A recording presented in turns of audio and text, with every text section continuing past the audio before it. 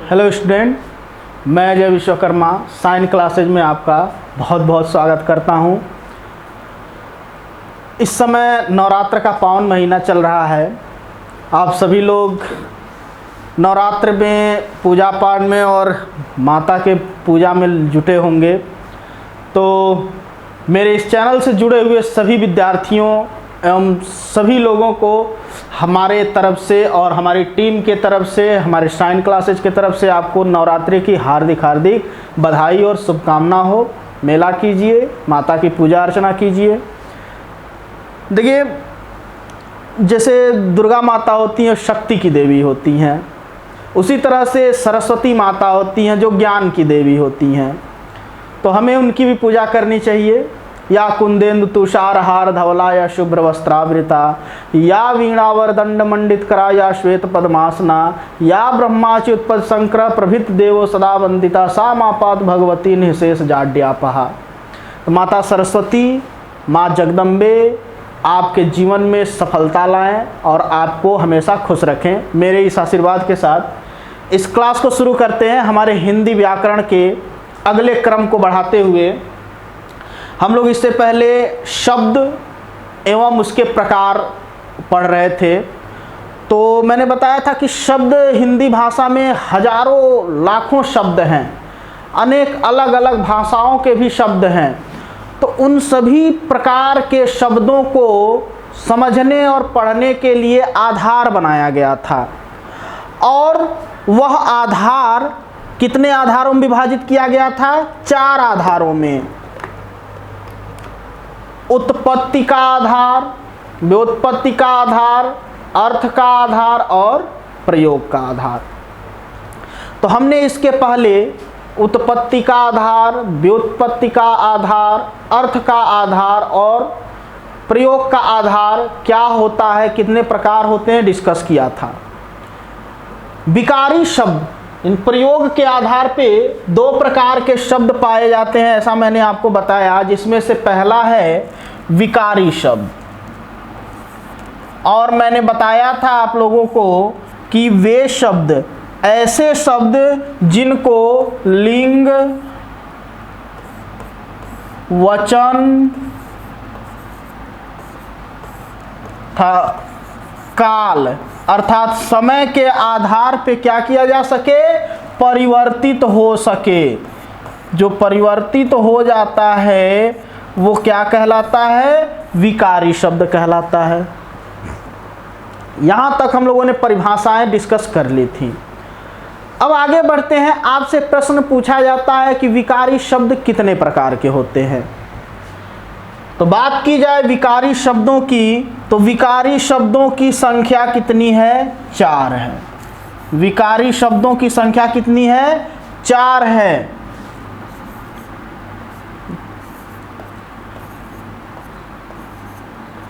विकारी शब्दों की संख्या 4 है। पहला है संज्ञा, दूसरा है सर्वनाम, तीसरा है विशेषण,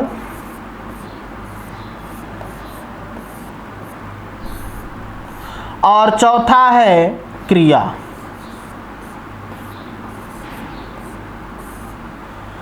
मात्र यही 4 जो हैं आपके विकारी शब्द कहलाते हैं। इन 4 के अलावा आपको और कुछ नहीं विकारी शब्द में पढ़ना है, वरना आपसे गलती हो जाएगी परीक्षा में भी और पढ़ाई में भी। तो इन्हीं 4 प्रकार के शब्दों को हम लोग डिटेल से जानेंगे। संज्ञा क्या है, अब संज्ञा के प्रकारों के बारे में। सर्वनाम क्या है, या सर्वनाम के प्रकार कौन कौन से हैं। विशेषण क्या है, इसके कितने प्रकार हैं। क्रिया क्या है और इसके प्रकार क्या है। इन सभी का वर्णन हम लोग इस वीडियो में और इस लेक्चर में करेंगे। तो फिर से मैं एक बार रिपीट करता हूं कि विकारी शब्द किस आधार पर परिवर्तित होते हैं? लिंग, वचन और काल। काल अर्थात समय। इन सब के आधार पे अगर परिवर्तन हो रहा है तो ही वो विकारी शब्द कहलाएगा। परिभाषा भी पूछता है। ये अभी पिछले सीटेट के परीक्षा में पूछा था कि विकारी शब्दों का परिवर्तन किस आधार पे होता है, तो वो आधार कौन कौन से मानेंगे आप? लिंग, वचन और समय यानी काल, इसी के आधार पे परिवर्तन होता है। अगर आपसे पूछा जाए विकारी शब्दों की संख्या कितनी है? 4 है। तो आइए शुरू करते हैं। सबसे पहला प्रकार जो है आपका क्या? संज्ञा।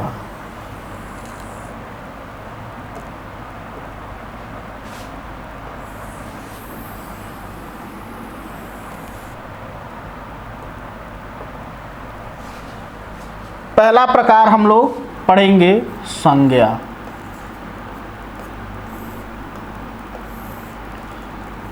इंग्लिश में इसे हम नाउन कहते हैं। ये मैं इंग्लिश में इसलिए बता रहा हूँ क्योंकि ज़्यादातर जो स्टूडेंट जुड़े हुए हैं वो सीबीएसई बोर्ड से बिलोंग कर, जिन्होंने अपने इंटर तक की पढ़ाई सीबीएसई बोर्ड से की है, तो हिंदी समझने में थोड़ा दिक्कत होता है। संज्ञा यानी नाउन। संज्ञा क्या होता है ये आप अच्छी तरह से जानते हैं। नहीं भी जानते हैं कोई दिक्कत या कोई घबराने वाली बात नहीं है, हम तो हैं ही, कोई भी डाउट नहीं होगा आपको, सारी चीज़ें क्लियर हो जाएंगी। अब थोड़ा सा सीक्वेंस बैठाइएगा, जो मैं बात कह रहा हूँ उसको समझने का प्रयास कीजिएगा। देखिए, इस दुनिया में बहुत सारी चीज़ें हैं, असंख्य चीज़ें हैं जिनको हम देखते हैं, महसूस करते हैं। कुछ को हम छू सकते हैं, कुछ को नहीं छू सकते हैं। कुछ चीज़ों को हम देख पाते हैं, कुछ चीज़ों को हम नहीं देख पाते हैं। लेकिन हर एक वस्तु का कोई ना कोई नाम जरूर होता है। यानी किसी भी वस्तु का जो नाम है वो नाम ही क्या कहलाता है? संज्ञा कहलाता है। किसी भी दुनिया में किसी भी नाम को, किसी भी वस्तु के नाम को, किसी भी प्राणी के नाम को, किसी भी सजीव या निर्जीव के नाम को, किसी भी स्थान के नाम को क्या कहते हैं? संज्ञा कहते हैं। अर्थात आप एक शब्द में कह सकते हैं कि संज्ञा क्या है? तो नाम है। सभी नाम क्या कहलाते हैं? संज्ञा कहलाते हैं। तो हो गई संज्ञा की परिभाषा। अब आपसे पूछा जाता है कि संज्ञा कितने प्रकार की होती है। तो संज्ञा के प्रकार कितने हैं? आप जानते हैं अच्छी तरह से कि संज्ञा कितने प्रकार के हैं? 5 प्रकार के। संज्ञा के कितने प्रकार हैं?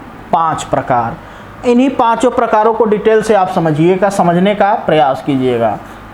5 प्रकार कौन कौन से पहले मैं लिख दे रहा हूं, आप उसका स्क्रीनशॉट ले लीजिएगा या नोट कर लीजिएगा। 5 प्रकार में पहला है व्यक्तिवाचक संज्ञा। व्यक्तिवाचक संज्ञा।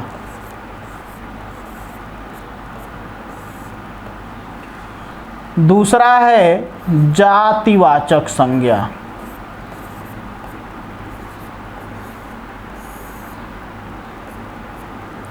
तीसरा है समूहवाचक संज्ञा।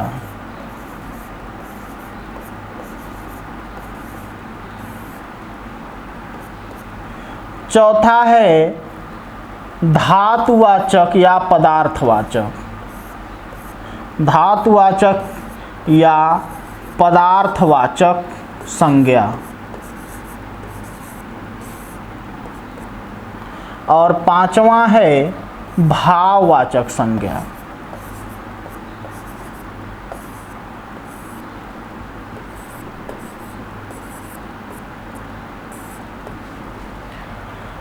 यानी संज्ञा के कितने प्रकार होते हैं? 5 प्रकार होते हैं, और वे 5 प्रकार आपके सामने लिखे गए हैं। व्यक्तिवाचक संज्ञा, जातिवाचक संज्ञा, समूहवाचक संज्ञा, धातुवाचक या पदार्थवाचक संज्ञा, और 5वां है भाववाचक संज्ञा। अर्थात ये हमने अभी को आपको बताया कि इस दुनिया में जितने भी नाम हैं, चाहे इस दुनिया के हैं चाहे दुनिया से बाहर अंतरिक्ष में हैं, उन सभी नामों को हम क्या कहेंगे? संज्ञा कहते हैं। तो जितने भी नाम हम प्रयोग करते हैं उन सभी नामों को 5 भागों में विभाजित किया गया है। यानी किसी व्यक्ति का नाम रहेगा तो व्यक्तिवाचक संज्ञा हो जाएगा, कुछ ऐसे नाम रहेंगे जिससे किसी स्पेशल जाति का बोध होगा तो जातिवाचक हो जाएगा। कुछ ऐसे नाम होंगे जिनसे समूहों का बोध होगा, समूहवाचक संज्ञा हो जाएगा। कुछ ऐसे नाम होंगे जो पदार्थों के नाम होंगे, वो पदार्थवाचक संज्ञा। कुछ हमारे भावों के नाम होते हैं, जैसे हमें क्रोध आ रहा है, हम गुस्से में एकदम लाल हैं तो हम क्या कहते हैं, क्रोध, तो क्रोध भी क्या एक नाम है। तो इस तरह की संज्ञाएं भाववाचक संज्ञाएं कहलाती हैं। तो संज्ञा के 5 प्रकार हैं, आप नोट कर लिए होंगे। आइए बढ़ते हैं, पहले प्रकार से हम लोग शुरू करते हैं कि संज्ञा का जो प्रथम प्रकार है व्यक्तिवाचक संज्ञा। आइए समझते हैं व्यक्तिवाचक संज्ञा क्या होता है। देखिए, ऐसा नाम जो किसी विशेष व्यक्ति का ही बोध होता हो, ऐसे नाम जिससे किसी विशेष व्यक्ति के नाम का बोध हो, व्यक्तिवाचक संज्ञा कहलाते हैं। जिसे इंसानों के नाम,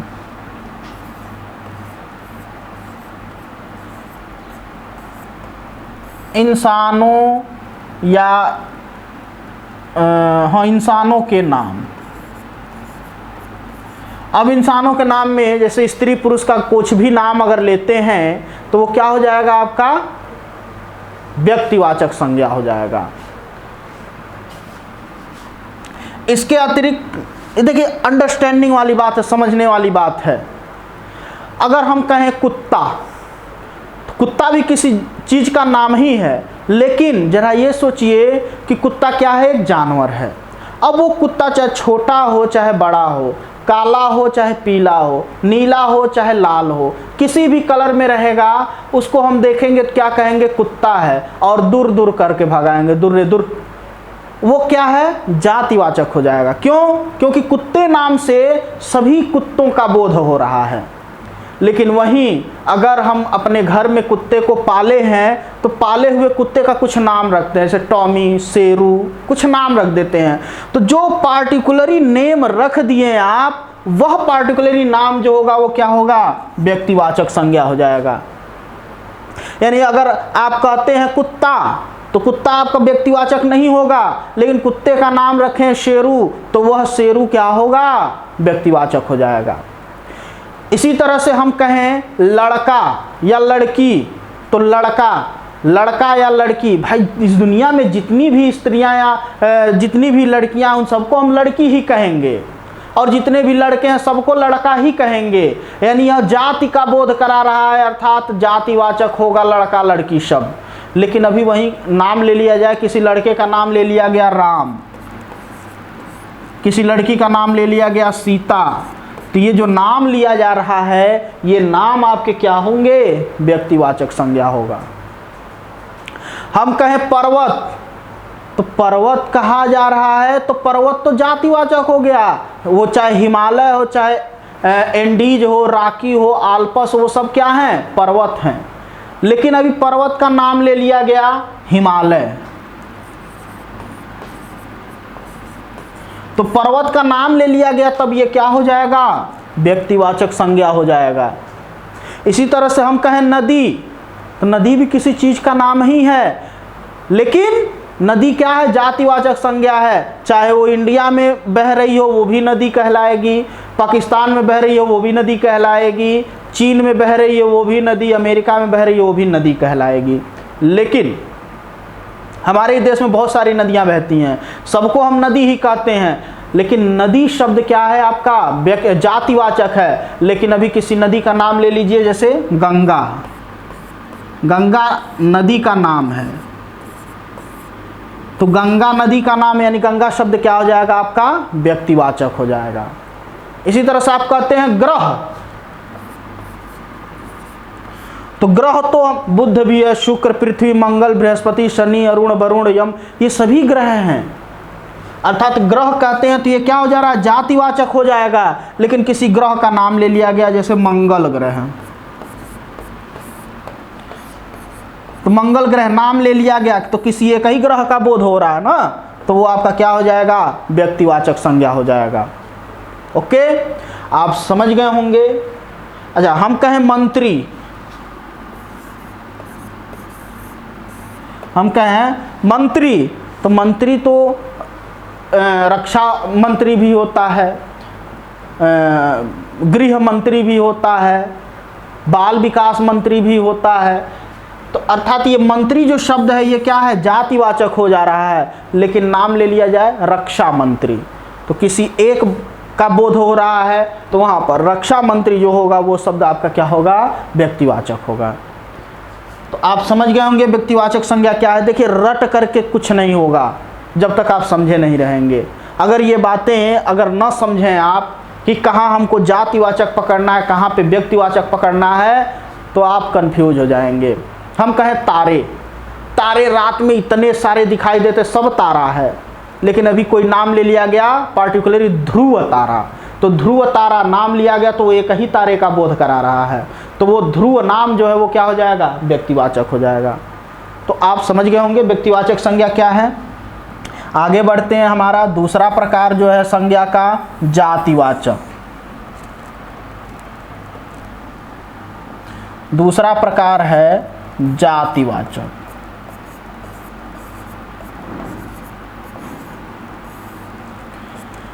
तो जातिवाचक शब्द, ये व्यक्तिवाचक पढ़ाते पढ़ाते मैंने जातिवाचक शब्द भी बहुत सारे शब्द बताए हैं। जैसे वे शब्द जिससे किसी जाति का बोध हो। इसको समझने के लिए हम अपना ही नाम ले लेते हैं, अजय विश्वकर्मा।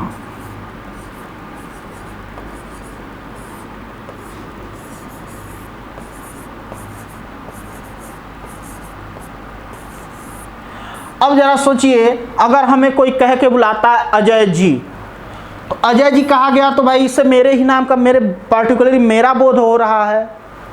लेकिन अगर कहा जाए विश्वकर्मा जी, तो विश्वकर्मा जी से तो केवल मेरा बोध नहीं होगा, वो तो जितने भी इस भारत में विश्वकर्मा कास्ट के लोग हैं उन सबका बोध हो गया। अर्थात ये विश्वकर्मा क्या है, जाति है।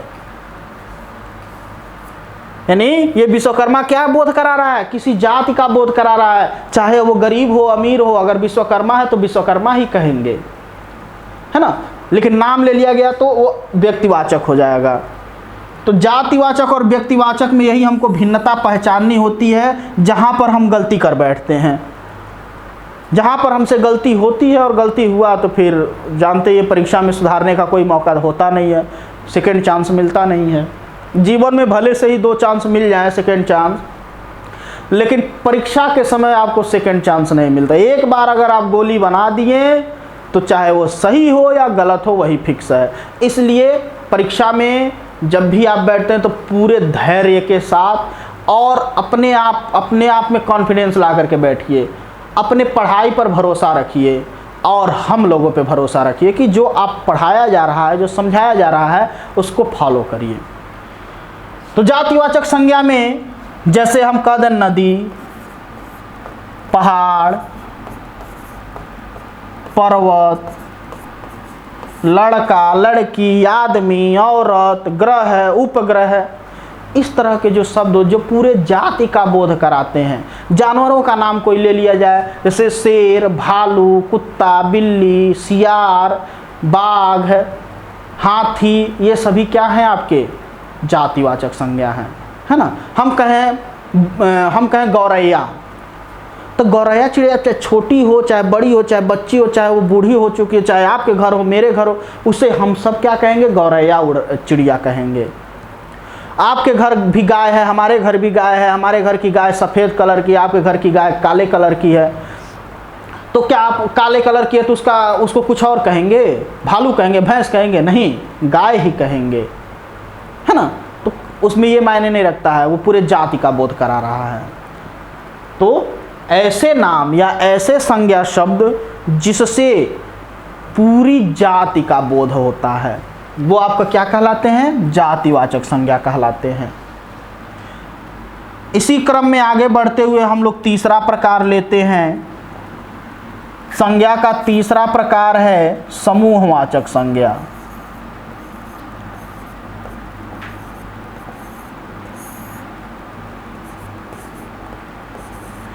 अब समूह क्या होता है, ग्रुप, झुंड। कुछ ऐसे नाम होते हैं ना, उन नाम को लेते ही समूह का बोध होता है। जैसे मान लीजिए आप कहीं शहर में गए हैं चौराहे पर और किसी नेताजी का भाषण चल रहा है, और नेताजी का भाषण चल रहा है, स्वाभाविक बात है बहुत सारे इंसान वहाँ पर इकट्ठे हुए होंगे, तो आप उस रास्ते से गुजरें और घर पे आप कहते हैं अरे हम मार्केट में गए थे, अब नेता भाषण दे रहे थे, बहुत सारी जनता वहाँ पर थी। तो जनता, जनता अगर शब्द हम कह रहे हैं जनता, तो बताइए एक या दो लोग बैठ के बात कर रहे हैं तो आप कहेंगे जनता बैठ के बात कर रही है? नहीं, जहाँ पर सैकड़ों लोग बहुत सारे लोग बैठ करके या खड़े हुए रहते हैं उसको हम जनता कहते हैं। तो जनता शब्द से बोध हो रहा है ना समूह का, तो जनता शब्द क्या है? समूहवाचक संज्ञा है। अच्छा, इसी तरह से ये बताइए अगर दो लोग बैठ के बात कर रहे हैं तो आप कहेंगे वो देखो सभा बैठी है? नहीं, सभा कब कहेंगे? जब कई लोग किसी एक विषय पर लेकर के चर्चा करते हैं, 8-10 लोग, 20, 25, 100, 50 जो भी लोग मिल करके जब किसी चीज़ पर चर्चा करते तब कहते हैं वो सभा बैठी है। तो सभा शब्द भी समूह का बोध करा रहा है ना? तो सभा शब्द समूह का बोध करा रहा, अर्थात कैसा है? समूहवाचक संज्ञा है। इसी तरह से अगर आपके सामने कोई एक सैनिक जा रहा है बंदूक टांगे हुए, एक आदमी है, एक सैनिक वो जा रहा है, तो आप कहेंगे वो देखो सेना जा रही है? नहीं, सेना कब कहेंगे? जब ढेर सारे सैनिक एक साथ चल रहे होते तब कहेंगे कि देखो हमारे देश की सेना जा रही है। तो यहाँ से ये भी पता चलता है कि सेना शब्द भी क्या है? आपका समूहवाचक संज्ञा है। समझ गए होंगे आप लोग कि ऐसे शब्द जिससे समूह का पता चलता है वो क्या कहलाता है? समूहवाचक संज्ञा कहलाता है। आगे हम लोग बढ़ते हैं। अगला हमारा प्रकार है चौथा प्रकार। चौथा प्रकार है हमारा पदार्थवाचक संज्ञा।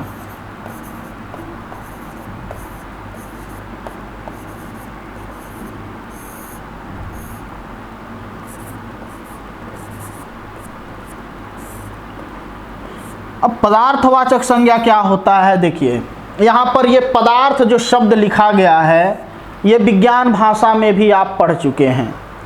पदार्थ की कितनी अवस्थाएं होती हैं? 3 अवस्थाएं होती हैं, ठोस,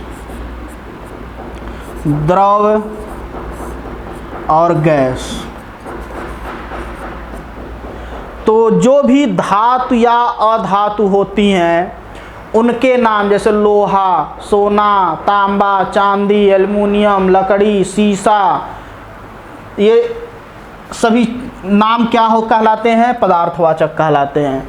वहीं द्रव में ले लिया जाए जल, पेट्रोल, डीजल, ये सब भी क्या हैं? आपके पदार्थवाचक हैं। गैस में तमाम गैसों के नाम जो होते हैं oxygen, hydrogen, nitrogen, carbon dioxide, helium, neon, argon, ये सभी क्या हैं? नाम जो होते हैं वो पदार्थवाचक कहलाते हैं। तो पदार्थवाचक भी क्लियर है।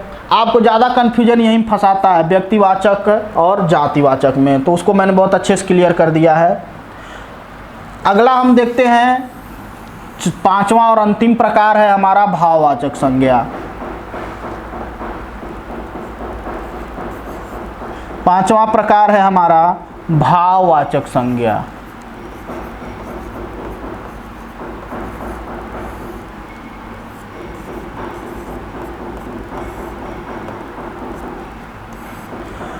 देखिए कुछ ऐसे शब्द होते हैं जो हमारी भावनाओं को व्यक्त करते हैं। हमारी भावनाओं के भी कुछ नाम होते हैं। तो भावनाओं को व्यक्त करने वाले जो शब्द होते हैं वे क्या कहलाते हैं? भाववाचक संज्ञा कहलाते हैं। एक चीज़ ध्यान रखिएगा कि भाववाचक संज्ञा के जो भी शब्द होते हैं ना उनको हम छू नहीं सकते हैं, उनको हम गिन नहीं सकते हैं।